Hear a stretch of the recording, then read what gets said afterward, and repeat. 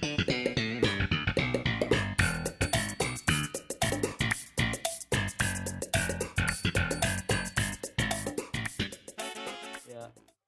Assalamualaikum warahmatullahi wabarakatuh.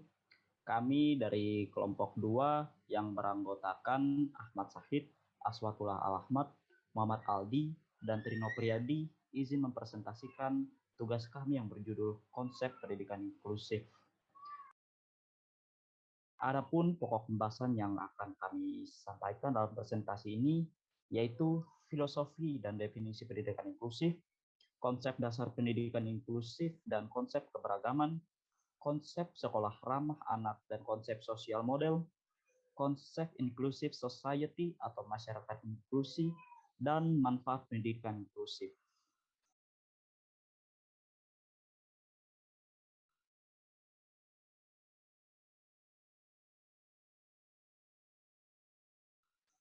Untuk pokok bahasan yang pertama, yaitu filosofi dan definisi pendidikan inklusif, akan disampaikan oleh saya. Berikut pembahasannya. Wilson pada tahun 2002 membuat sebuah ilustrasi sebagai berikut. Bila dicermati secara mendalam, sistem persekolahan dewasa ini tidak ubahnya seperti model suatu perusahaan, di mana setiap individu yang terlibat di dalamnya sibuk dengan tugas dan pekerjaannya masing-masing tanpa memedulikan yang lainnya. Dari ilustrasi ini, kita bisa memahami bahwa standar setting suatu sekolah itu terpusat pada pengembangan mentalitas. Sekolah tidak hanya sekedar pengajaran, tapi bagaimana agar setiap individu menjadi lebih responsif terhadap keadaan sekitarnya. Sistem sekolah itu hendaknya tidak terpusat pada pengembangan kognitif semata, tetapi dimensi mentalitas juga harus mendapat porsi yang seimbang. Lebih lanjut, Wilson menyatakan, bila Anda mencermati tujuan sekolah secara terpadu, dan memikirkan cara pembelajaran untuk keuntungan semua siswa, itulah pendidikan inklusif. Konsep filosofis yang dijelaskan tadi sejalan dengan deklarasi UNESCO pada tahun 1998 tentang pendidikan nilai, yaitu belajar untuk hidup bersama dalam damai dan harmoni. Sementara APNIV yang juga definisi UNESCO untuk wilayah Asia Pasifik, dalam aksinya menjabarkan pendidikan nilai untuk perdamaian, hak-hak asasi manusia, demokrasi, dan pembangunan berkelanjutan. Selanjutnya dijabarkan menjadi poin-poin seperti ini. Yaitu yang pertama, menghapuskan semua bentuk diskriminasi. Yang kedua, perlindungan hak-hak asasi manusia dan demokrasi. Yang ketiga, pembangunan yang adil, berimbang, manusiawi, dan berkelanjutan. Yang keempat, perlindungan lingkungan. Dan yang terakhir, perpaduan nilai-nilai kemanusiaan kontemporer dan tradisional. Konsep filosofis dan nilai-nilai dasar ini secara konseptual potensial menimbulkan perubahan dan kesadaran dan sikap ketersediaan fasilitas metodologi yang dapat mempengaruhi konsep dan keinginan. Konsekuensi penting terhadap perubahan tersebut akan mempertajam dalam pemahaman dan apresiasi pada diversity. Kondisi-kondisi tersebut menciptakan berbagai macam tantangan bagi sistem persekolahan dalam konteks kebutuhan pendidikan khusus. Banyak anak mengalami kesulitan belajar dan oleh karenanya memiliki kebutuhan pendidikan khusus pada saat mereka sedang menempuh pendidikannya. Maka dari itu, sekolah harus mencari cara agar dapat berhasil mendidik semua anak, termasuk mereka yang memiliki kekurangan dan kecacatan yang parah. Selanjutnya, saya akan lanjutkan dengan definisi pendidikan inklusif. Pendidikan inklusif ini adalah sistem layanan pendidikan yang masyarakat berkebutuhan mensyaratkan anak berkebutuhan khusus belajar di sekolah-sekolah terdekat di kelas biasa bersama teman-teman seusianya dalam praktiknya. Tidak semua anak berkebutuhan khusus dapat diterima di sekolah terdekat yang tentu saja merupakan sekolah umum. Hal ini dikarenakan belum terbentuknya wawasan dari pihak sekolah akan pentingnya ikut serta dalam mendidik anak bangsa yang memiliki kebutuhan khusus ini. Kebanyakan sekolah hanya memandang kecerdasan anak dari tingginya nilai akademiknya mereka, bukan dari keseluruhan kecerdasan yang dimiliki oleh tiap-tiap anak. Pada dasarnya, anak berkebutuhan khusus ini sama seperti anak normal lainnya, membutuhkan perhatian dan pendidikan yang layak. Hanya saja ada kelebihan-kelebihan yang membedakan mereka. Anak berkebutuhan khusus ini tidak selalu anak yang lamban belajar Akan tetapi juga anak yang kecepatan menyerap ilmu yang diberikan guru lebih cepat dari anak normal lainnya. Anak berkebutuhan khusus tidak selalu anak yang kekurangan secara fisik, akan tetapi anak yang fisiknya normal dengan kekurangan yang ada. Anak tersebut bisa saja mengalami disleksia, yaitu kesulitan membaca dan menulis, susah berkonsentrasi, dan hiperaktif. Maka dari itu, pendidikan inklusif merupakan salah satu upaya pemerintah untuk mewujudkan mimpi Indonesia akan kejayaan di masa yang akan datang. Sekian penjelasan materi dari saya, dan materi selanjutnya akan dijelaskan oleh teman saya. Saya persilakan.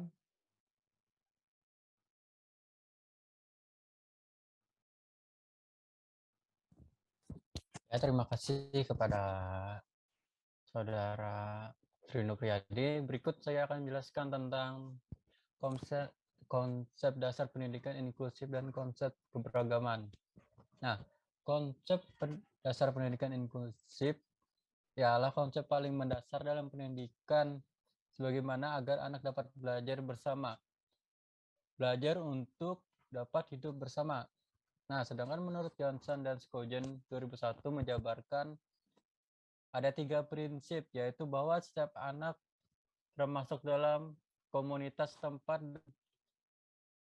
dalam suatu kelas atau kelompok. Dan kedua yaitu bahwa area sekolah tidak terpenuh dengan tugas-tugas pembelajaran kooperatif dengan perbedaan pendidikan dan kefleksibelan dalam memilih dengan sepuas hati. Dan terakhir, ketiga, guru bekerja sama dan mendapat pengetahuan pendidikan umum, khusus, dan teknik, belajar individu serta keperluan-keperluan pelatihan dan bagaimana mengapresiasikan keanekaragaman serta perbedaan individu dalam pengorganisasian kelas. Nah, pendidikan inklusi sendiri merupakan pendidikan yang mengikut sertakan anak-anak berkebutuhan khusus untuk belajar bersama-sama dengan anak yang sebayanya di sekolah reguler dan pada akhirnya mereka menjadi bagian dari masyarakat tersebut. Sehingga tercipta suasana belajar yang kondusif. Nah, pendidikan inklusif ini juga menyertakan setiap anggota masyarakat, termasuk mereka yang berkebutuhan khusus, mereka yang punya kebutuhan permanen dan atau sementara untuk memperoleh pendidikan yang disesuaikan dengan kebutuhan khususnya. Nah, kebutuhan ini dapat muncul karena kelainan bawaan atau diperoleh setelah lahir, kondisi sosial, ekonomi, ataupun politik. Apabila berdasarkan pengertian pedagogis, pendidikan inklusif mengaitkan pada sistem persekolahan di mana bentuk-bentuk pengajarannya mengandung aspek-aspek bekerja berpasangan. Pengajaran mengandung berkelompok dan mandiri pada mereka yang berkebutuhan khusus dan tidak berkebutuhan khusus. Di dalam pendidikan inklusif sendiri, semua anak belajar dan memperoleh dukungan yang sama dalam proses pembelajaran dengan anak-anak reguler atau anak-anak yang biasa. Apabila ada kegagalan dalam belajar, maka kegagalan ini adalah bagian dari sistem itu sendiri.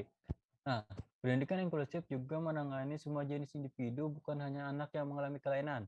Pendidikan inklusif didefinisikan sebagai layanan pendidikan luar biasa yang mempersyaratkan agar semua anak luar biasa dilayani di sekolah-sekolah terdekat di kelas biasa bersama.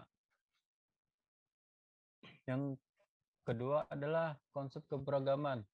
Tujuannya adalah guru dan peserta didik merasa nyaman dalam keberagaman dan melihat keberagaman sebagai pengayaan dalam lingkungan belajar. Keberagaman bukan suatu masalah agar pendidikan inklusif terlaksana. Seperti yang dikutip oleh Fred, beberapa hal yang harus diperhatikan dan harus diperjuangkan. Dasar hukum untuk diselenggarakan pendidikan inklusif telah cukup kuat, namun realita menunjukkan bahwa pendidikan inklusif belum terrealisasi sebagaimana mestinya. Agar pendidikan inklusif itu terlaksana, memaknai keberagaman siswa dengan melihat hakikat manusia dan adanya perbedaan individu harus dilakukan oleh seorang pendidik. Oleh sebab itu, agar pendidik dapat memaknai dan mengembangkan keberagaman, peserta didik melalui pendidikan inklusif diperlukan berbagai upaya. Upaya tersebut terkait dengan peningkatan wawasan pendidik tentang ilmu pendidikan. Nah, tentang pendidikan inklusif dan strategi pembelajarannya, kepada masyarakat perlu sosialisasi pendidikan inklusif, sehingga masyarakat memiliki kesamaan persepsi atau anggapan bagi para pemimpin serta komitmen demi terselenggaranya pendidikan tersebut. Nah, di samping itu, satuan pendidikan yang ada perlu berbenah untuk memikirkan sistem pendidikan termasuk kurikulum, sistem asesmen, model pembelajaran yang disesuaikan dengan keberagaman peserta didik yang ada. Saya kembalikan ke teman saya. Terima kasih.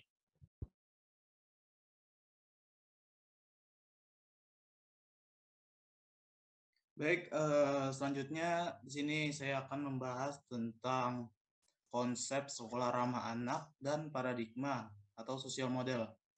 Yang pertama yaitu adalah sekolah ramah anak, itu munculnya kasus-kasus pelecehan, kekerasan, dan bully pada anak yang menyebabkan pentingnya dibentuk sekolah ramah anak untuk menjamin kondisi ini. Hal ini sebagaimana diamanatkan dalam Undang-Undang tentang Perlindungan Anak Nomor 35 Tahun 2014, yaitu perwujudan sekolah yang bebas dari risiko kekerasan. Ini merupakan bagian dari program Kota Ramah Anak. Komponen sekolah ramah anak itu meliputi ada 6 komponen. Yang pertama adalah kebijakan dari sekolah ramah anak, yang kedua pendidik dan tenaga kependidikan terlatih, hak anak, yang ketiga pelaksanaan proses belajar yang ramah anak, adanya penerapan disiplin tanpa kekerasan, yang keempat sarana dan prasarana yang ramah anak tidak membahayakan dan mencegah anak agar tidak celaka, dan yang kelima partisipasi anak, dan yang terakhir partisipasi orang tua, lembaga masyarakat, dunia usaha, stakeholder lainnya, dan alumni. Dan juga ada komponen perwujudan sekolah ramah anak, yaitu yang pertama adanya komitmen tertulis terkait kebijakan sekolah ramah anak, yang kedua proses belajar mengajar yang ramah anak, yang ketiga para pendidik serta tenaga kependidikan mendapat pelatihan hak anak, yang keempat yaitu tersedianya sarana dan prasarana, yang kelima partisipasi anak, dan yang terakhir partisipasi berbagai elemen masyarakat. Poin kedua itu adalah paradigma sosial model, yaitu adalah reaksi terhadap model medis disabilitas individu yang dominan, yang merupakan analisis fungsional tubuh sebagai mesin yang harus diperbaiki agar sesuai dengan nilai-nilai normatif. Model sosial disabilitas mengidentifikasi hambatan sistemik, sikap negatif, dan pengucilan oleh masyarakat, yang berarti bahwa masyarakat merupakan faktor utama dalam membuat penyandang cacat tidak dapat berpartisipasi penuh dalam masyarakat, meskipun variasi fisik, sensorik, intelektual, atau psikologis dapat menyebabkan keterbatasan atau gangguan fungsional pada suatu individu. Ini tidak harus menyebabkan disabilitas kecuali masyarakat gagal memperhitungkan dan memasukkan orang terlepas dari perbedaan individual mereka. Model sosial membantu kita mengenali hambatan yang membuat hidup lebih sulit bagi penyandang disabilitas. Menghapus hambatan ini menciptakan kesetaraan dan menawarkan lebih banyak kebebasan, pilihan, dan kontrol penyandang disabilitas. Tidak semua orang menggunakan model sosial, dan itu tidak masalah. Bagaimana orang memilih untuk berbicara tentang gangguan mereka yang mereka terserah mereka. Itu poinnya ada 2, menjelaskan model sosial disabilitas pada anak, dan yang kedua mengubah sikap terhadap penyandang disabilitas. Poin ketiga itulah medical model, adalah istilah yang diciptakan oleh psikiater R.G. Laing dalam buku The Politics of the Family and the Other Essays pada tahun 1971 untuk set prosedur di mana maka dokter dilatih. Itu meliputi keluhan, anamnesis, pemeriksaan fisik, pemeriksaan penunjang bila diperlukan, diagnosis, pengobatan, dan prognosis. Dengan dan tanpa pengobatan. Model medis mewujudkan asumsi dasar tentang kedokteran yang mendorong penelitian dan berteori tentang kesulitan fisik atau psikologis atas dasar sebab akibatnya dan remediasi. Ya, sekian dari penjelasan dari saya.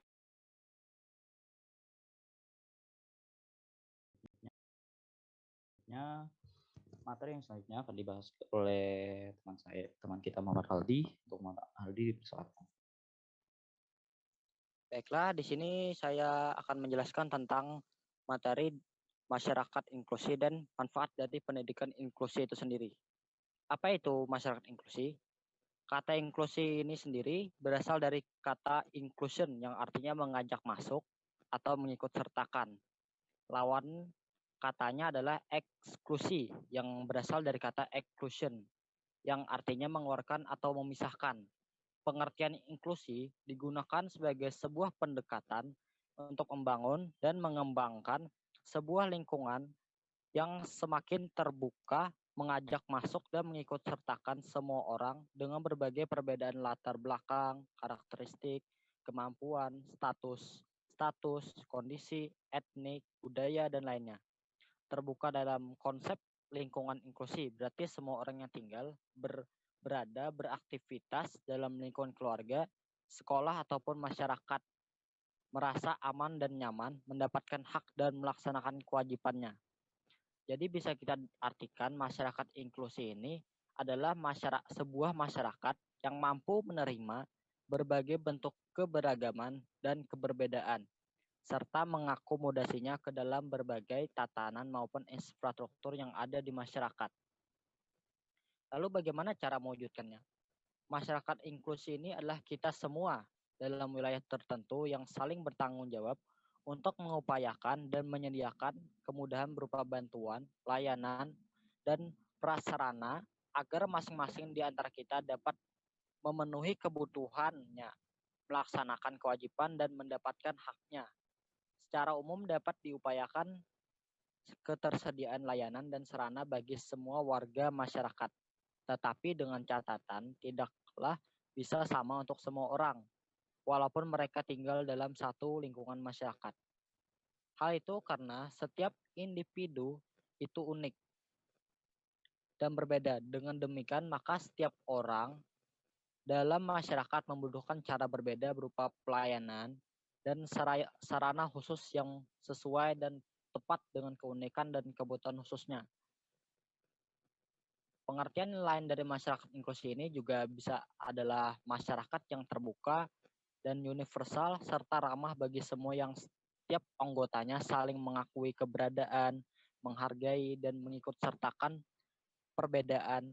Setiap warga masyarakat inklusi baik yang memiliki perbedaan pada umumnya maupun yang memiliki perbedaan khusus yang sangat menonjol, punya tanggung jawab lewat perannya masing-masing dalam mengupayakan kemudahan agar setiap warga masyarakat secara inklusif dapat memenuhi kebutuhannya, melaksanakan kewajibannya, dan mendapatkan haknya atas terhadap semua bidang kehidupan bermasyarakat dan berbangsa.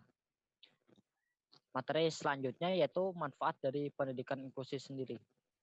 Manfaat pendidikan inklusi ini bagi negara yaitu dengan adanya pendidikan inklusi ini, maka negara telah memperhatikan hak-hak rakyatnya, khususnya yang berkebutuhan khusus.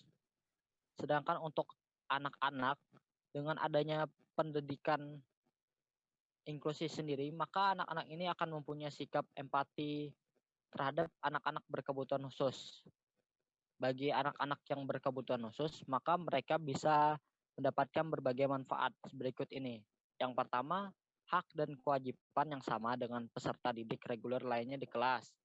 Yang kedua, berbagai fasilitas untuk belajar dan mengembangkan diri terlepas dari keterbatasannya. Yang ketiga, dorongan untuk lebih percaya diri. Dan keempat, kesempatan untuk belajar dan menjalin persahabatan bersama teman sebaya. Di sekolah inklusi, anak berkebutuhan khusus akan dididik bersama anak lainnya yang tidak memiliki keterbatasan serupa. Di kelas tersebut, para siswa bisa berlatih dan terdidik untuk dapat menghargai, menghormati, dan menerima satu sama lain dengan penuh empati.